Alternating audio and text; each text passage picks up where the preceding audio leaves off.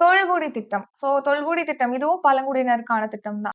பழங்குடியினர் இருக்காங்களே, அவங்களுக்கு அடிப்படை வசதிகள வழங்குறதுக்காக தான் இந்த தொல்குடி திட்டத்த வந்து லான்ச் பண்ணிருக்கு. அதாவது பிஎம் ஜன்மன் திட்டம் அப்படின்னு சொல்லிட்டு. பிஎம் ஜன்மன் திட்டம். அதாவது ஜன்ஜாதிய ஆதிவாசி நியாய மகா அபியான்.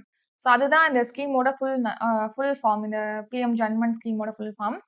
எதுக்காக இத லான்ச் பண்ணாங்க அப்படின்னு கேட்டீங்கன்னா, ஒரு 75 பிவிடிஜி குரூப்ஸ். பிவிடிஜி அப்படின்னா பர்ட்டிகுலர்லி வல்னரபிள் ட்ரைபல் குரூப்ஸ். இந்த பிவிடிஜி குரூப்ஸ் சேர்ந்த அந்த பழங்குடியினர்களுக்கு வந்து அடிப்படை வசதிகள வழங்குறது. சாலை வசதி, தெருவிளக்குகள், கல்வி வசதி, மின்சார வசதி இந்த மாரி அடிப்படை வசதிகள வழங்குறதுக்காக தான் 2023ஆம் ஆண்டு மத்திய அரசு வந்து இத லான்ச் பண்ணியிருப்பாங்க. பிஎம் ஜன்மன் திட்டத்த. அதே மாரியான ஒரு மாநில அரசு திட்டம் தான் இந்த தொல்குடி திட்டம் அப்படிங்கிறது. இந்த வருஷம் பட்ஜெட்ல அறிவிச்ச திட்டம் தான் தொல்குடி திட்டம். தமிழ்நாட்டுல பழங்குடியின மக்களுடைய வாழ்வாதாரத்த உயர்த்துறதுக்காக தான் இந்த தொல்குடி திட்டத்த வந்து லான்ச் பண்ணியிருக்காங்க.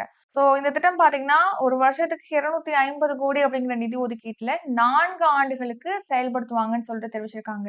எவ்வளவு கோடிலன்னா, மொத்தமா 1000 கோடி மதிப்பீட்டுல தொல்குடி திட்டம் செயல்படுத்தப்படுது. 4 ஆண்டுகளுக்கு இந்த திட்டம் செயல்படுத்தப்படும்னு சொல்லிட்டு பட்ஜெட்ல அறிவிச்சிருக்காங்க. ஒரு வருஷத்துக்கு 250 கோடி நிதி ஒதுக்கீடு செய்யப்படும். இப்போ இந்த திட்டத்தின் கீழ் பார்த்தீங்கன்னா, வீடற்ற பழங்குடியினருக்கு வந்து 750 வீடுகள் 40.33 கோடியில அவங்களுக்கு கட்டித்தரப்பட்டிருக்கு அப்படின்னு சொல்லிட்டு அரசு தெரிவிச்சிருக்கு.